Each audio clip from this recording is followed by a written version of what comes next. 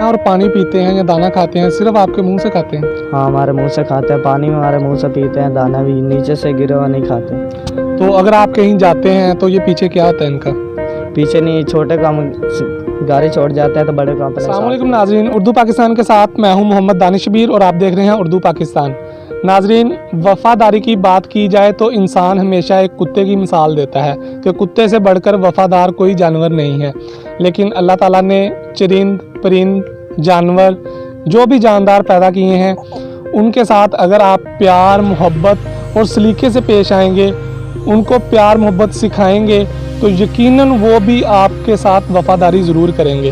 तो इसी वाले से आज हमारे साथ मौजूद हैं भाई अरसलान साहब, जिन्होंने ये कबूतर पाल रखे हैं। इनके पास एक छोटा कबूतर है जिनको ये अब ट्रेन कर रहे हैं और एक बड़ा कबूतर है जिसे इन्होंने पहले से ट्रेन किया हुआ है। ये जो कबूतर हैं ये दाना इन्हीं के मुंह से खाते हैं, पानी भी इनके मुंह से पीते हैं। तो ये जहाँ कहीं भी जाते हैं तो कबूतर इनके साथ ही रहते हैं। तो इन्होंने ये किस तरह किया, ये आप इन्हीं की ज़ुबानी सुनिएगा। तो आइए चलते हैं और इनसे गुफ्तगू करते हैं कि ये हमें क्या कहते हैं।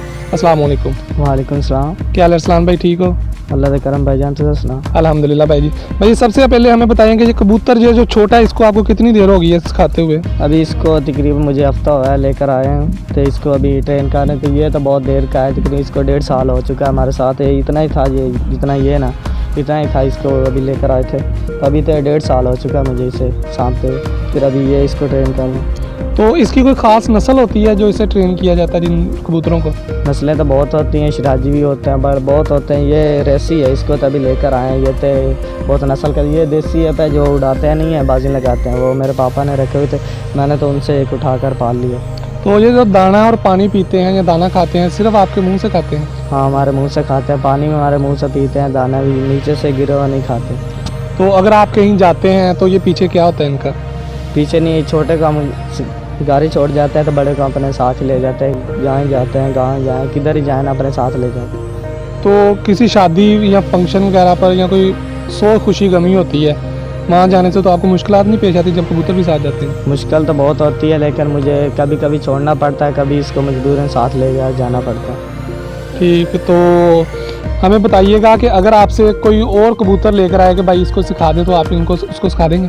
ज़रूर सिखा देंगे भाईजान, कोई भी हो ना यार, ये सिखाना तो अपने वास का होता है, और जो करनी है अल्लाह ने करनी है, जैसी भी हो।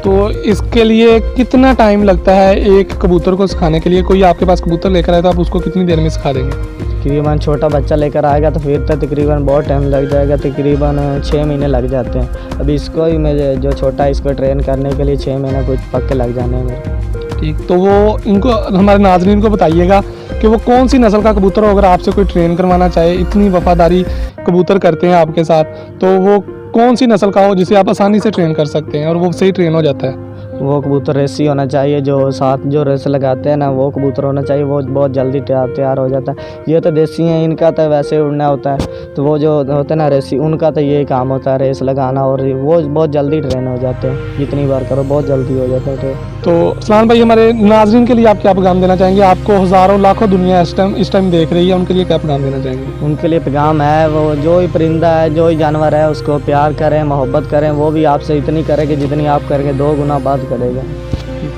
जी, तो नाज़रीन, आपने अरसलान भाई की गुफ्तगू सुनी। इनके पास कौन कौन से कबूतर हैं, ये दाना कहाँ से खाते हैं, पानी कहाँ से पीते हैं, और इन्होंने कितनी देर से इनको ट्रेन किया हुआ है। अगर कोई नया कबूतर ट्रेन करना हो तो उसके लिए कितनी देर लगती है, कौन सी नस्ल का कबूतर जल्दी ट्रेन हो जाता है, आपने सभी कुछ इन्हीं की ज़ुबानी सुना।